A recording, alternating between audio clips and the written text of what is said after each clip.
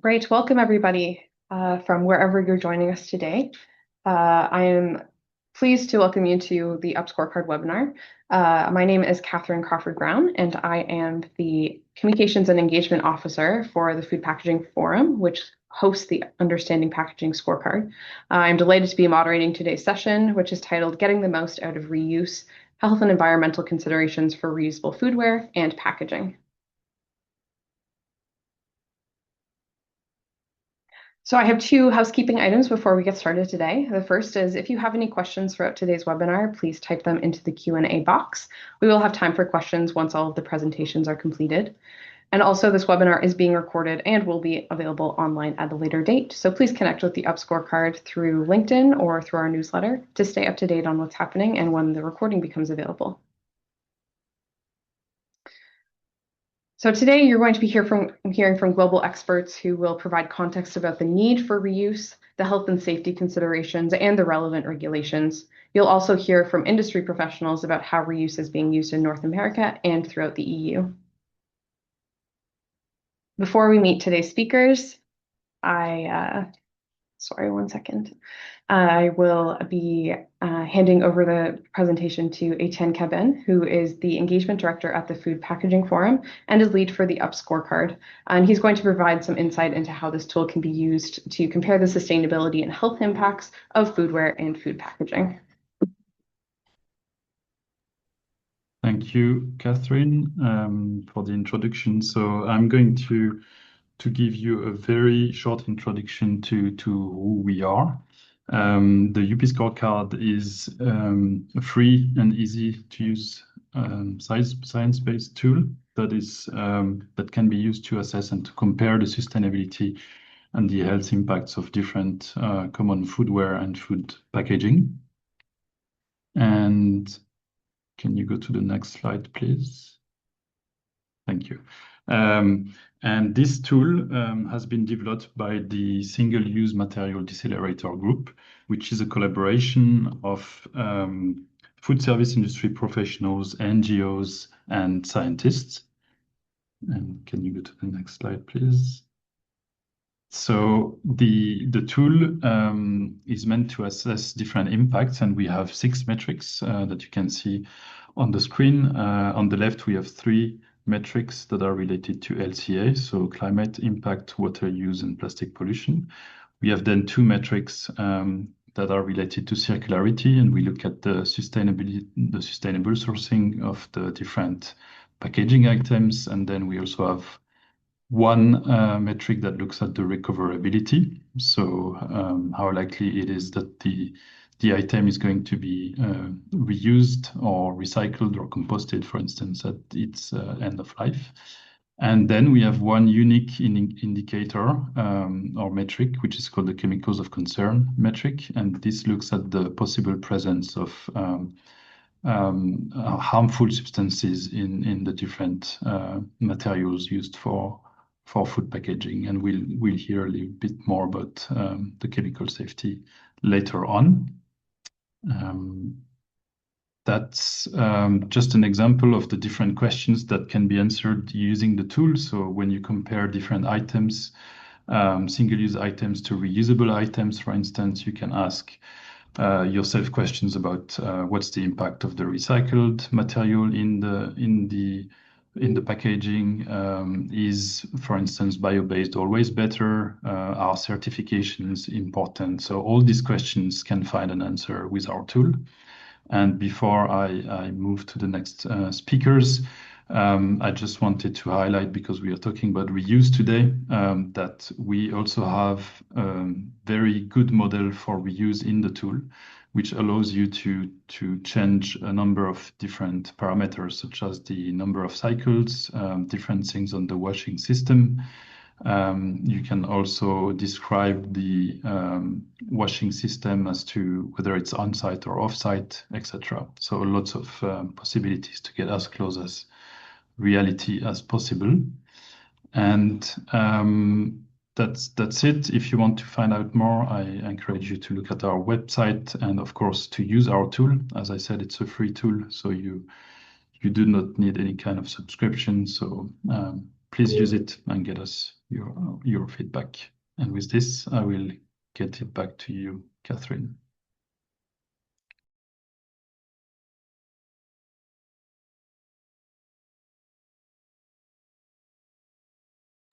Thank you very much, Etienne.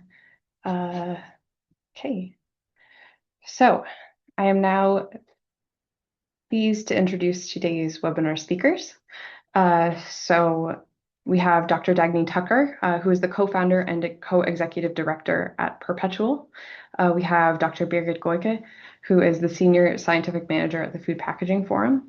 We have Anastasia Kiku, who is the co-founder at Reusables.com. And we have Sophie Trentesaux, who is the business development manager at Eternity Systems. So to start off today's presentations, I invite Dagny to now speak. Thanks so much, Catherine. Such a pleasure to be here, and it's been a pleasure to be a part of the SUMD, Single-Use Material Decelerator, and Scorecard for numerous years. I am pressing advance, but I'm not getting an advance, Catherine. Just an FYI on the slides, if you want to advance for me. I have been designing and implementing reusable service systems for a little over a decade now, first with Vessel, a reusable service system that ran for many years from New York to Colorado to California, and now with Perpetual, where we design and support implementation of scaled reuse systems at the city level. And so I'm really happy to have an opportunity to set the stage a little bit for everyone in this conversation as we think about, the journey that reuse has gone on over the past years and why it's even important to have this conversation. And if you want to advance, don't know why I can't control. But I think probably most people joining the conversation have a pretty good sense of why we'd want to address single-use. Single-use packaging accounts for all of these things. 22% of wood harvested has impacts on mining, fossil fuel extraction as well. Next slide, please. Slide delay. Then we have obviously a huge portion of our resources going into single use, and we're going through this from the extraction phase onto the disposal phase, which is sort of the same way the UP scorecard will evaluate the materials that you take a look at on it, or as what are the impacts at all of the different phases. So single-use materials account for 50% of paper produced, 20%, 27% of aluminum, 40% of plastic, which is expected to grow almost exponentially by 2060. And then we have higher mortality rates and elevated rates of cancer and respiratory disease, which I'm going to leave to Birgit to speak more about. And it's estimated to count as much as up to 13% of our global carbon emissions just by 2050. Next slide, please.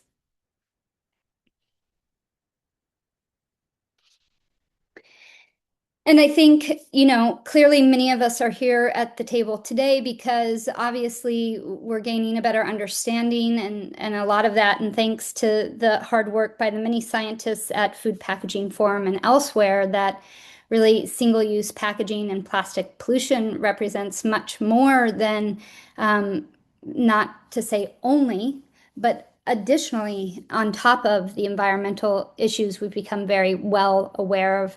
We are starting to look in open Pandora's box of what the potential very significant health implications are for many of the materials we're using, and for single-use packaging. Sometimes those materials, I've got a little 15-minute clock there because on average that's how long many of the single-use material items we use are even used. So a lot of implications here that hopefully we unwrap a little bit today. Next slide, please.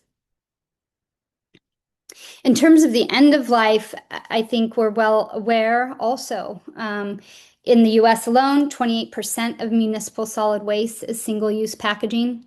In the EU, where I think, one of the geographies in the world that is certainly the furthest advanced in terms of recycling. Still, we have about 80% of that waste going to landfill or being incinerated. We don't get to see the microplastics, over 14 million tons of which have accumulated on the world's ocean floor. And we now know that microplastics have been found everywhere on Earth and every part of the human body. Your Himalayan salt that seems like it would be as pristine as it could be, even that salt has microplastics in it. So additionally, we're all dealing with the compounding issues of climate and the implications there. And clearly, plastic and single-use packaging in general do have a pretty significant impact on our emissions. So with that said, next slide, please.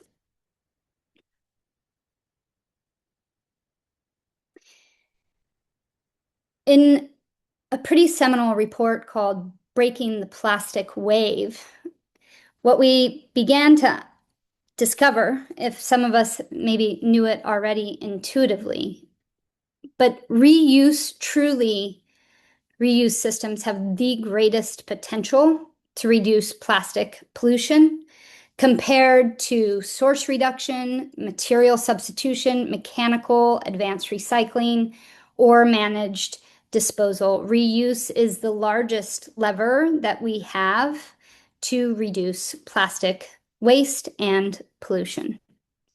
Next slide. And, reuse, thankfully, over the last 5 years, but even over the last decade, has grown exponentially. And you can go to the next slide again, please.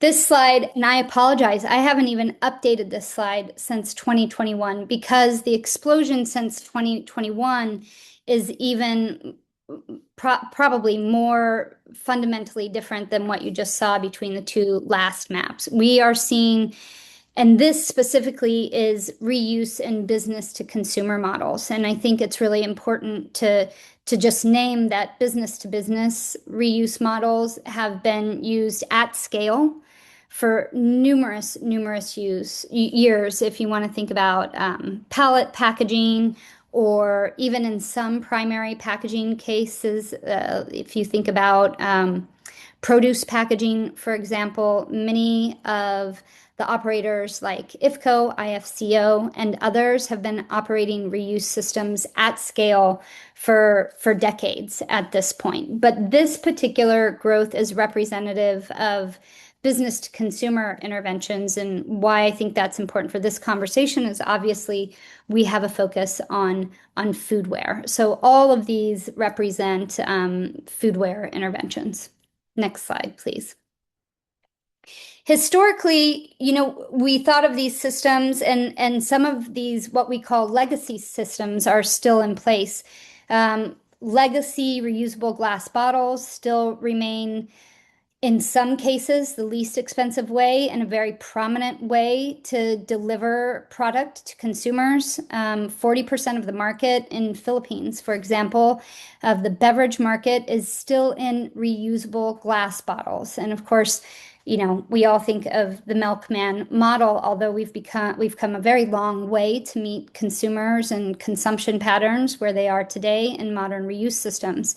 But today, what we're seeing on the market, and you can go to the next slide, is a whole variety of packaging materials. And I just wanted to give you a sample of a few of the types of reusable packaging containers that we're seeing out there. And if you look on the left, most of these products on the far left with the under loop image, you see there is a variety of glass, a lot of that in the beverage market, still beverages, juices, etc. There's even some stainless steel here on this shelf, some glass, and for personal care products, some aluminum is used. And then the rest of the images are, a variety of different providers, mostly using usually polypropylene, plastics for reusable foodware, and then there's a handful, Dispatches one of them, but Reusables, who will speak later today, has stainless steel on offer, and others out there that are doing stainless steel. But the vast majority of reuse systems that we see today are primarily, particularly in reusable foodware, polypropylene or other types of plastics, sometimes a Triton for the lid or other types of plastics. And so I just wanted to highlight, and you can go to the next slide, a few things about sort of the conundrum of today and why I think the conversation we're having today is of critical importance, because when we think about material choices, there's a lot of different attributes that go into making a choice about whatever item we're going to choose for any particular type of service or type of food product. And obviously, functionality is a big part of that. And there are a couple of reasons why I would say that plastic remains king in the market, even in reusable foodware systems. And the first, and I think one that is of critical importance to recognize, is the cost. So if we look across these three containers, one is polypropylene, one is stainless steel, the other is glass. And there are examples of reusable service systems that are even open network, meaning somebody could borrow one of these items at one business, return it to a publicly available return station, one that might even be outdoors, and get another container from a different business and repeat and do that same thing again. But there are real implications to these different choices that are made. And I think cost is one that just cannot be avoided. And the cost differential between polypropylene and other plastic items is quite significant, even between glass and then even more so when you get to stainless steel. Additionally, we look at real differences in functionality. And I think this is where it gets tricky. And the UP scorecard is great at this because it allows you to prioritize what your measurements are. But we often have competing goals at hand. And if we want something that has an innate material, but we also have very, very high GHG goals and a long transport cycle, it may be difficult to balance the physical weight of glass or stainless steel in that system because you're going to end up with a higher GHG impact. So I think we're in a really what we call in the design world a wicked problem, where we're trying to solve for multiple challenges at the same time. I think that as we continue to grow these systems and as we continue to replace single-use plastics, our material choices are going to have different types of benefits and different type of impacts. And so I just really want to make it clear to everyone on the call as we launch into this conversation that it's not always a simple choice. The idea of choosing the best material has a lot of different component parts that need to be considered. Even if I wanted to go with glass, there are very few public systems that are going to allow the return of that glass without risking a pretty significant level of breakage. Or if I want to go with stainless steel, but the actual options on the market to purchase a stainless steel container that has a lid also made of stainless steel that seals and doesn't spill, that's a pretty hard item to find on the market. So as we go through these growing pains and understand these challenges and understand the implications, I think we're all going to be in a better place to right size or right material choice what we're after. And go to the next slide, please. Because we do have mounting challenges with health and safety and the balance between human health and environmental health, whereas I would always say that human health is directly related to environmental health as we're beginning to understand more and more. In this case, we're often separating out the two. And so as the conversation goes forward today, I look forward to learning from all of the other panelists how we're going to continue to consider the trade-offs that we need to make sure that we can optimize and prioritize human health to the best of our capability, as well as the environmental health for those ecosystems that support us all. Thanks so much. Thank you very much, Dagny. Thank you for setting the global context for us on reuse. So our next speaker is Birgit, and she'll be speaking about the health and safety considerations of reusables and some of the regulations that relate to them. Birgit, it's all yours. Okay. Good evening or afternoon or morning, wherever you are. Thank you for joining today. I will zoom in now after this inspiring overview by Dagny. I will zoom into the safety aspects a little bit more. But first of all, I would like to cite this little survey where 2/3 of consumers who participated in this survey said that it's very important to them to purchase products packaged in environmentally friendly materials. And that sounds nice and very obvious, but the devil is in the detail, because what do we understand when we talk about environmentally friendly materials? And we could even extend this question based on Dagny's last slide. What do we understand when we talk about healthy materials? So Catherine, I think I also cannot control the slide. So could you click the next one, please? Thank you. This is a similar picture. So the environmental impact of packaging is very obvious to all of us. So if it's not managed in a proper way, it really pollutes the whole world, and it's everywhere, and we have to find solutions to handle this. However, what I'm going to talk about more is not visible on the next slide, because if you click, Catherine, thank you. We are aware that there is also a kind of invisible risk or hazard that could be related to food packaging. And on the next slide, you see more details here. So we call it chemical migration.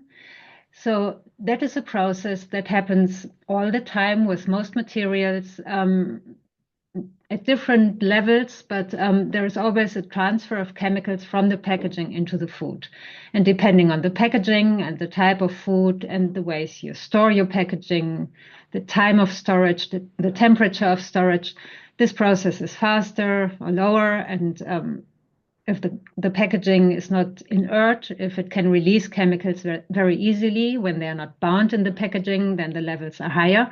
So you already see there are many different factors influencing this migration of chemicals. And it is very important to consider this because we know that quite some of these chemicals are not without any hazards or not without any risks. So if we have them in the food and if we consume them, then they could affect our health. Next slide, please. Here I just wrote down the legal situation, at least in Europe and in the US. So both legal frameworks provide some very basic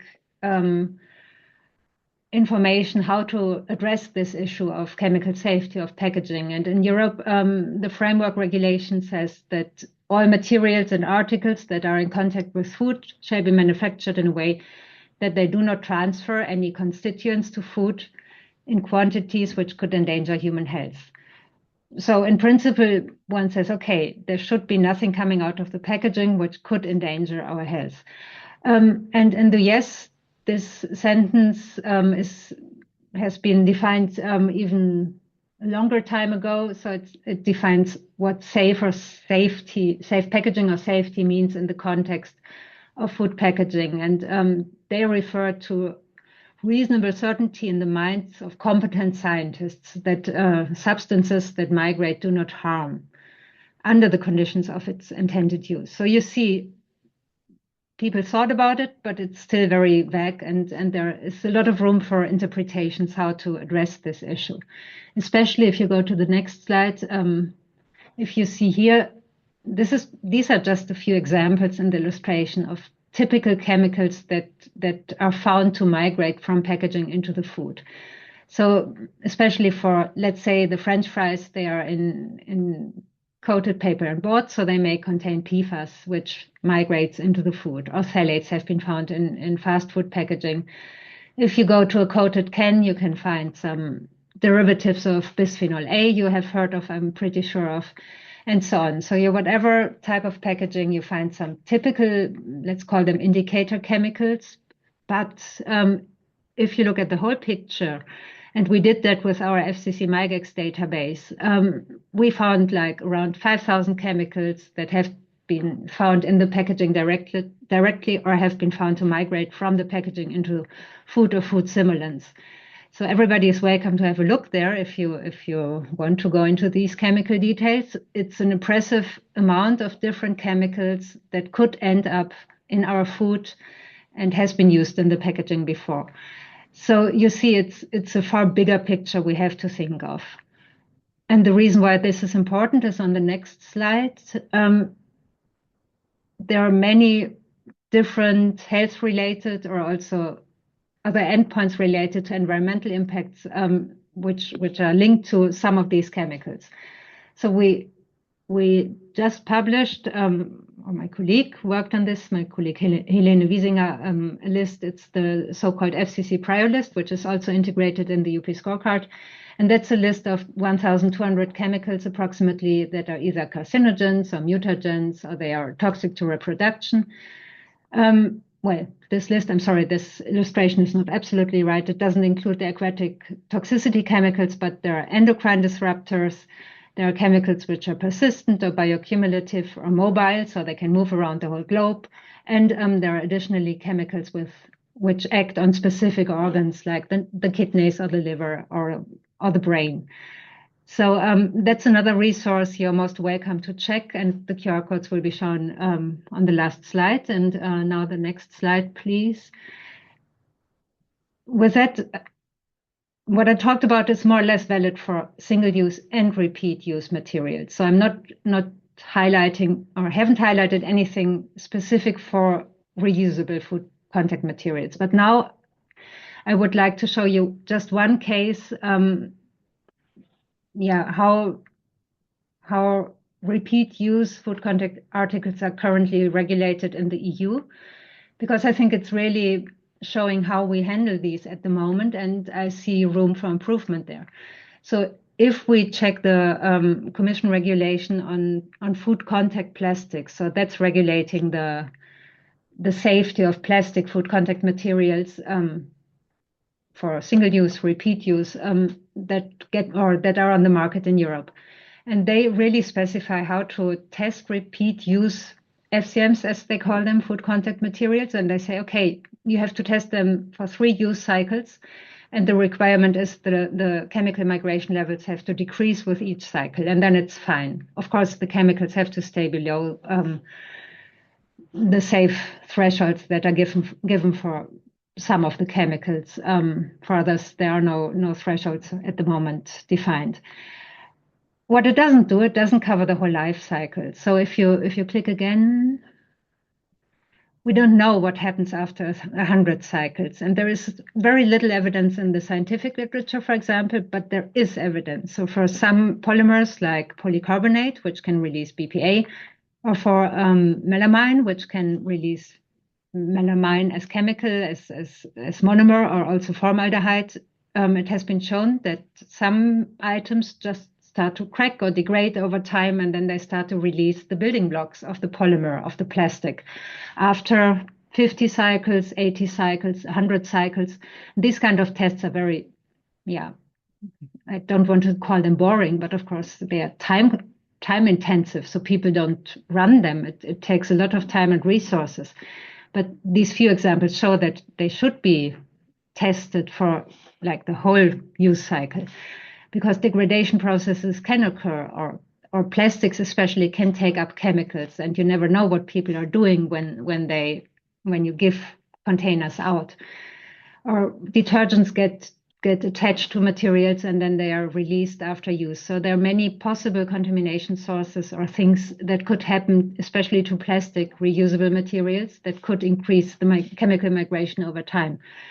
And with that, I would like to go to the last slide, summarizing like the last few minutes. So we have the legal requirements that food contact materials have to be safe, but we have to deal with the fact that chemical migration is a very common process. And we know that there are chemicals migrating that have human health effects and could also be an environmental hazard.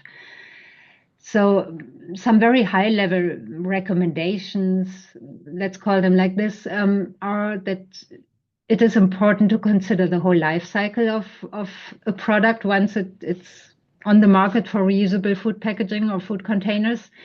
Then the type of material is important. So I didn't go into details here, but we would like to highlight that inert materials, so materials that don't interact with the environment a lot, and also high quality materials should be chosen. So really go for the good products. And then that's probably the most difficult part. It's always important to anticipate any external contamination source. It can be even from the dishwashing if that's not really rinsing well, or it can be that consumers use the packaging for completely different purposes and give it back then. And yeah, if you're interested, you can have a look at our resources if the slides are shared in the end, or if you manage to scan the QR codes now, or write me an email.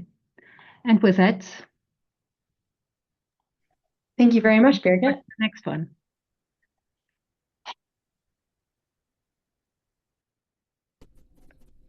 All right. Our next speaker is Anastasia, and she is here to speak about her experience with reuse as a co-founder at reusables.com. Anastasia, let's hope the slides work for you. Thanks so much, Catherine, for having me here today. And let's see if the slides work.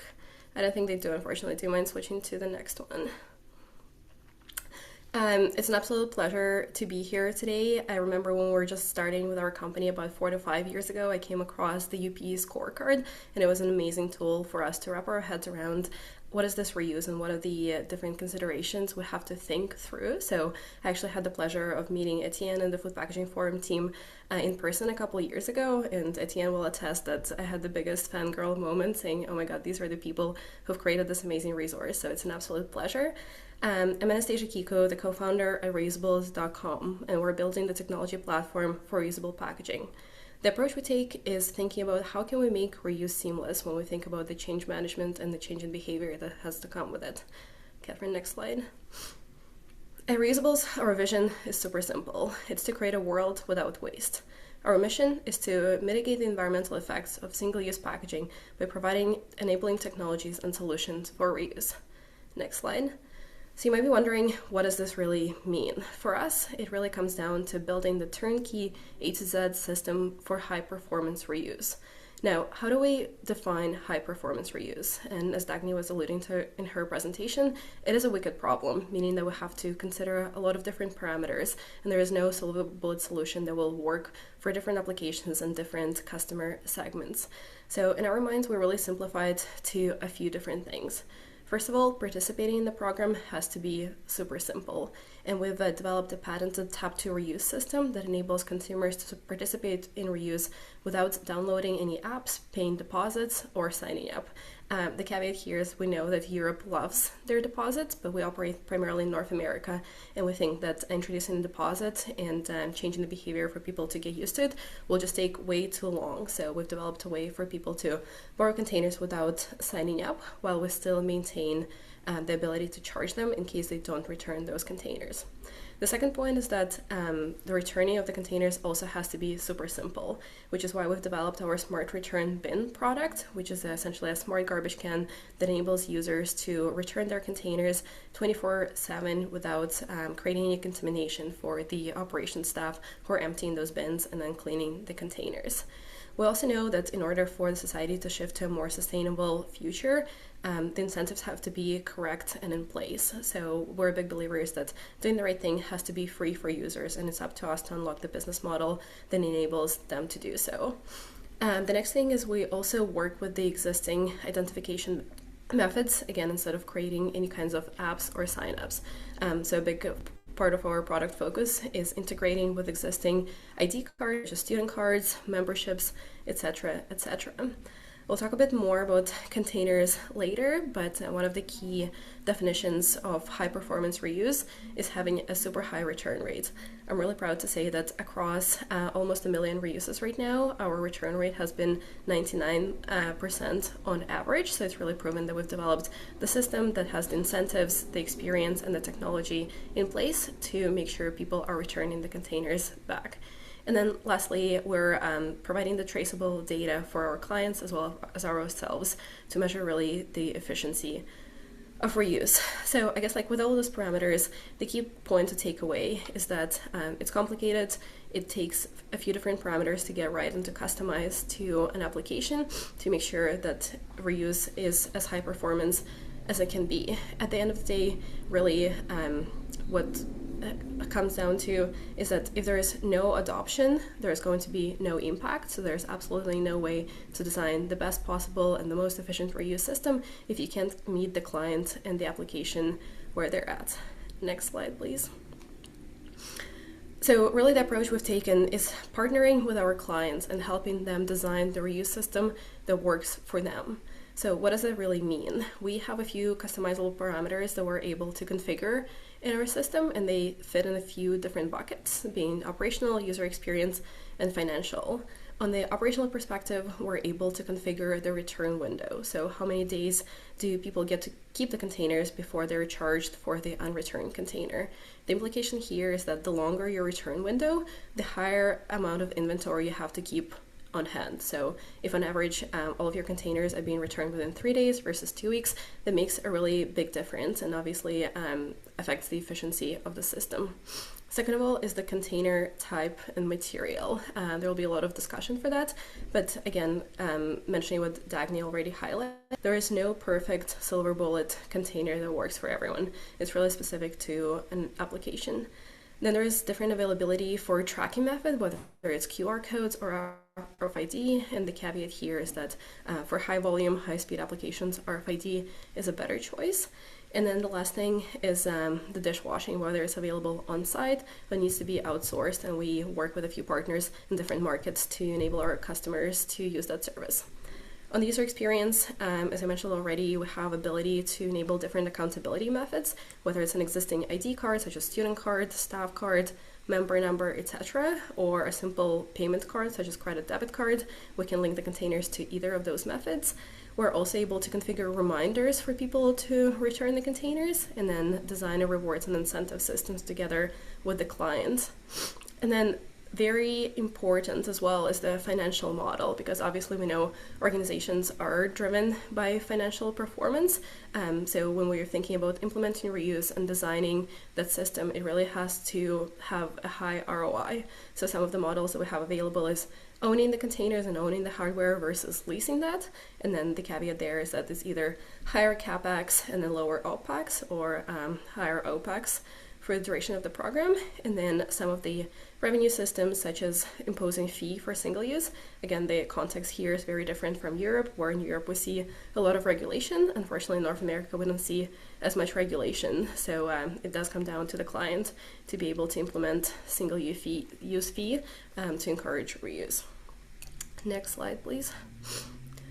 So what we do is we take all those parameters and we plug them into our system to really show what the performance of a reuse program can look like at the customer side.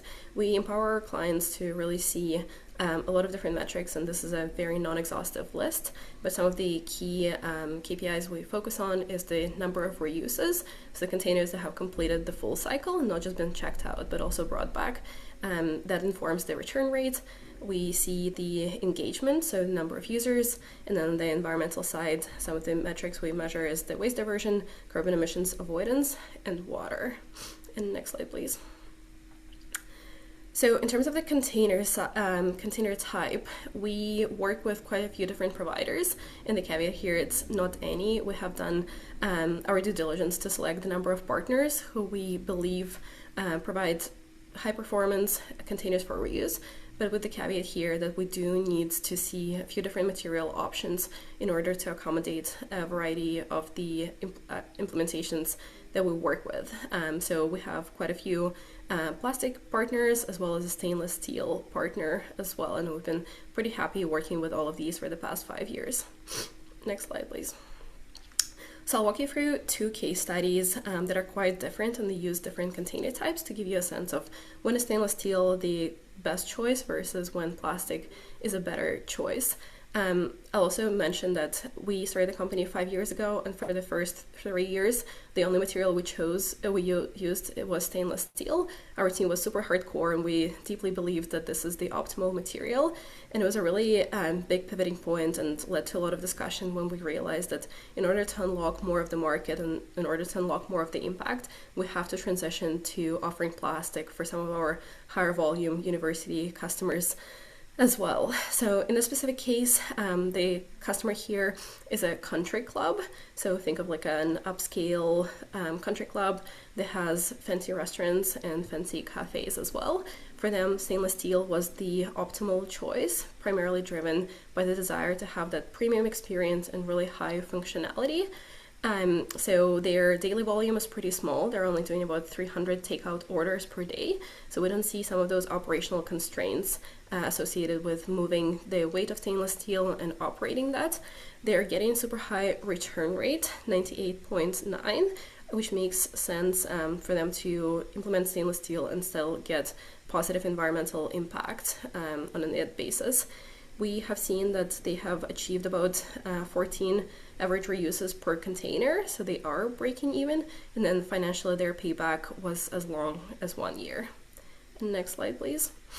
And then to contrast, there is a university customer who went with polypropylene containers for a few different reasons.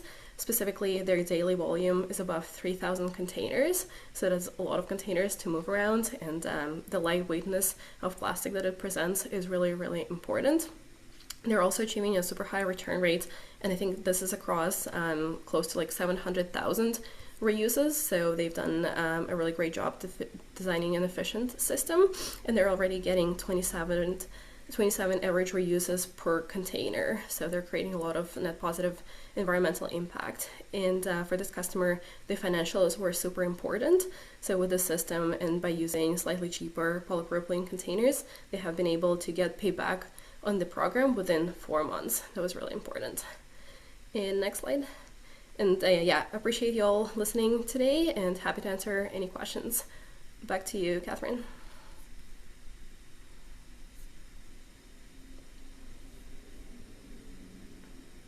Okay.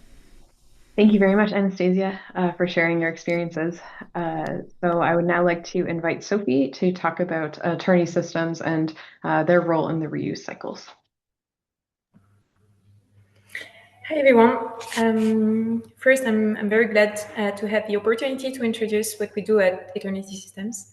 So Eternity Systems is a major player in industrial washing, repairing, storing and transporting reusable packaging. How do I move?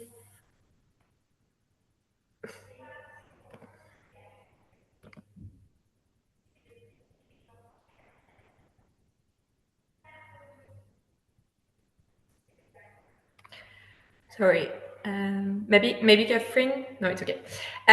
So as I said, we're a major player in industrial washing, repairing, storing and transporting reusable packaging. So we are a French company. It started in 1994 and we operate as of today 18 facilities in Europe, US and Canada. And we wash around 750 million packaging per year.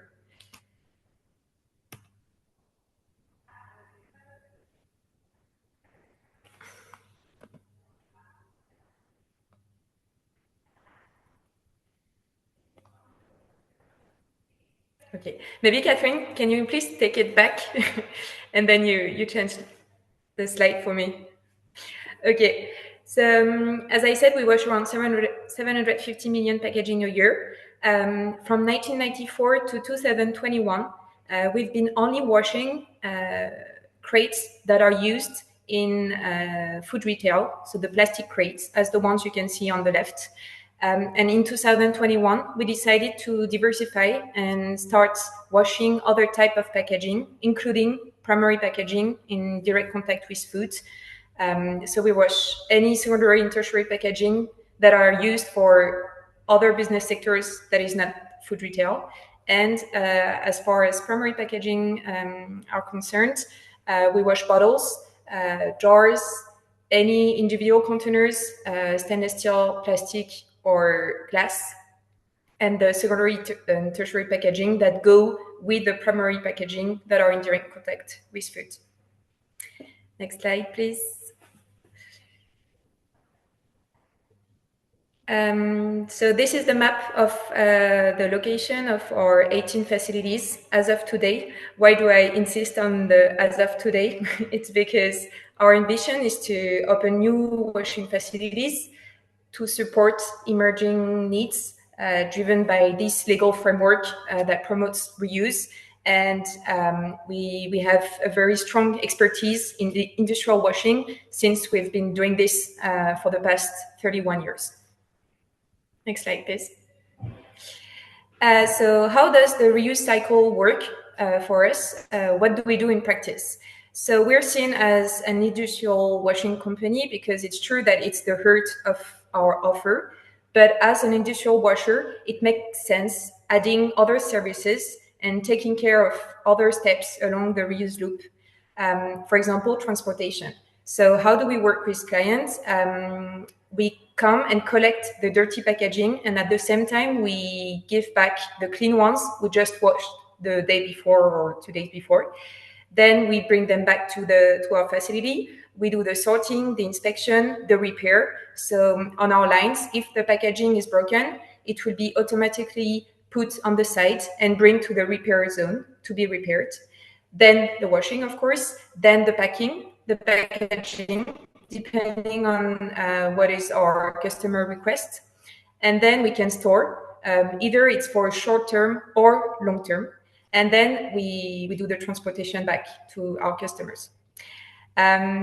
So for washing company, the material doesn't matter that much. To be honest, either it's plastic, stainless steel, or glass.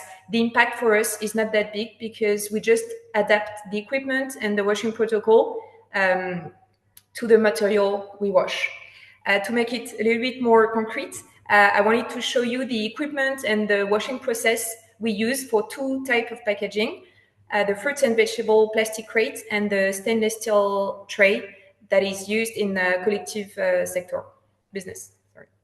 So as far as the fruits and vegetable plastic crate is concerned, this is how an automated eternity systems line looks like. So as you can see, it's pretty automated since the fruits and vegetable plastic crate we've been washing for 31 years is standardized. So we could have adjusted process to automatize all the steps, including washing, of course, sorting, and conditioning. So the productivity is pretty high. The consumption of water and energy decreases because we can wash a big quantity per hour. Also, to save energy, rather than blowing hot air on the crate, we use principle of centrifugation so that we can just save energy. And as you all know, energy can be expensive and it's one of our biggest costs as an industrial washer. So we make sure that we use as less as possible. And as far as water is concerned, for all our washing process, we use the reverse flow principle. So it means we only use water from the network for the rinsing step, and then the water is reused in the upstream stages. And of course, we do microbiological tests, and we adjust the test we do depending on the usage. It's a little bit stricter on primary packaging in direct contact with food than for fruits and vegetable crate, since the fruit and vegetables have skin. Next slide, please. So the second use case is the stainless steel tray. In France, it's pretty booming activity, since we have a law that says that it's forbidden for central kitchens to use plastic containers to deliver food to schools. So there is kind of a switch to stainless steel trays, at least in France for now. And the equipment and the washing process is, of course, different from the one I just showed you before, because we are in direct contact with food. So this is how it looks like a tunnel as of today. As you can see, it's not as automated as the one I just showed you before. Why? Because for now, it's like new needs, new market. We have smaller volumes, so the automation is not justified yet, but we have the ambition to work on it when we'll get bigger volumes to wash.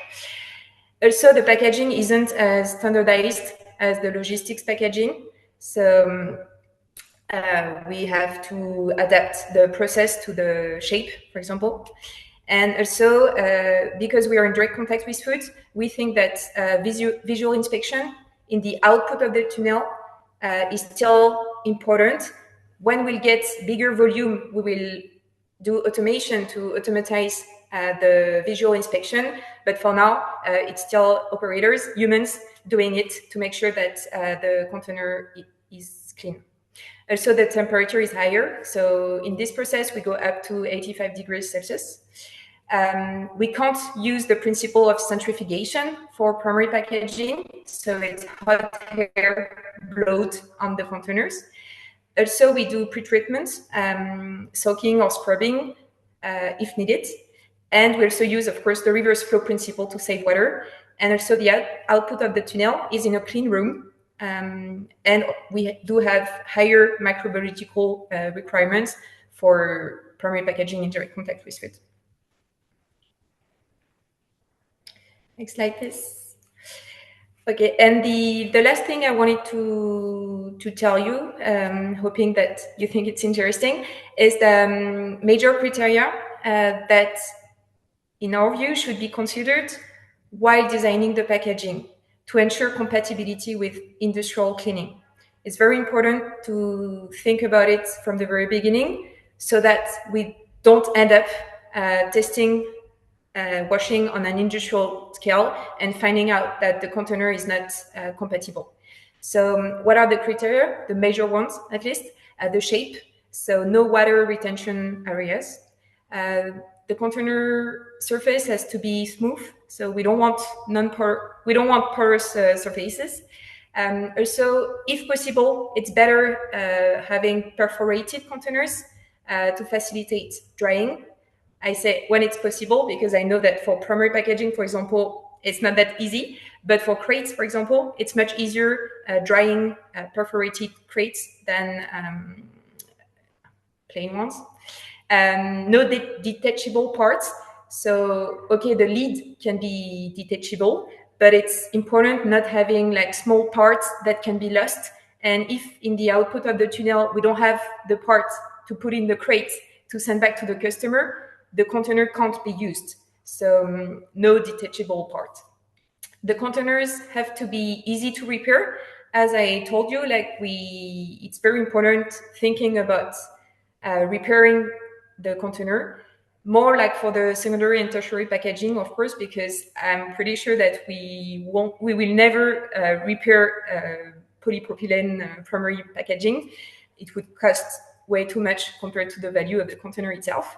But for crates or pallets, it's important to think about it before.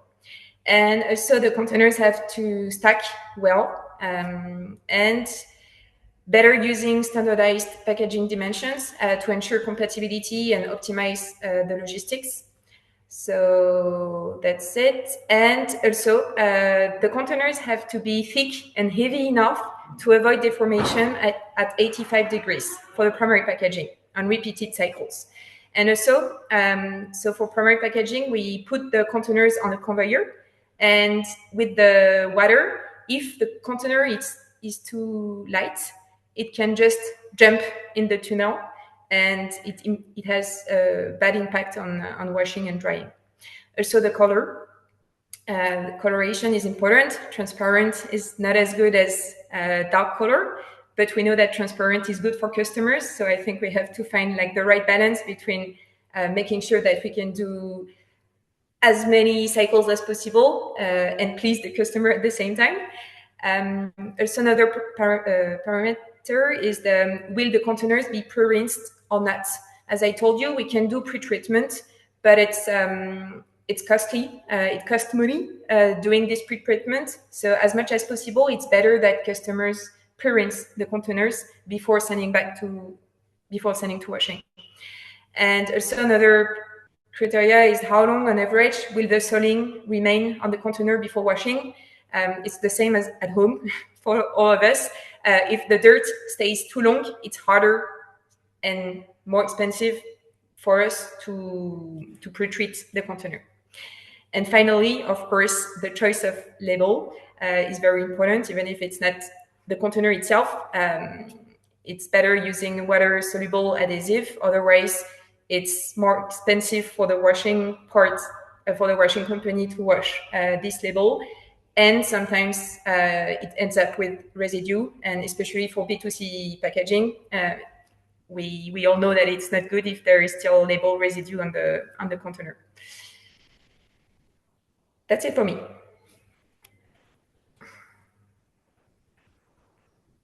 All right, thank you so much, Sophie. So as we are quickly running out of time, I am going to limit our question and answer session to just one question that can be answered by any of our panelists today. That question is, a current study came out from a fast food restaurant chain claiming that reuse is too complex for customers. It leads to increased packaging waste, greenhouse gas emissions, and water consumption. How can we counter this narrative? Anyone would like to start?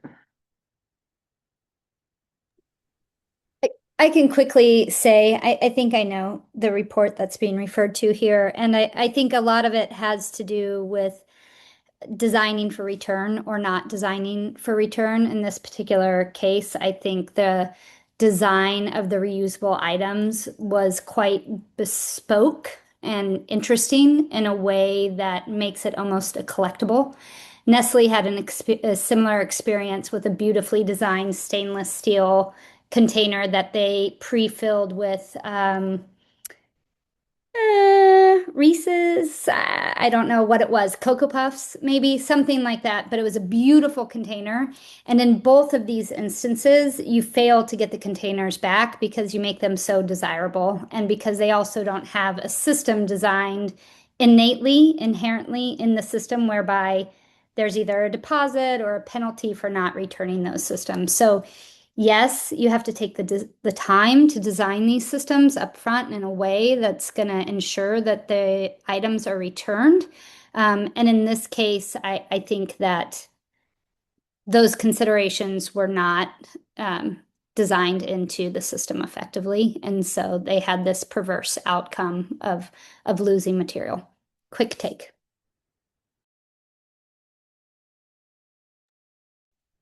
Would anyone else like to weigh in? No? Okay, great. Well, thank you all for joining us today. And especially to all of our speakers for taking the time to share your insights with us. If you'd like to stay connected with the Understanding Packaging Scorecard, you can check out our website, upscorecard.org, follow us on LinkedIn at upscorecard, or check out our newsletter that we send out quarterly. Thank you all again, and we hope that you'll join us next time.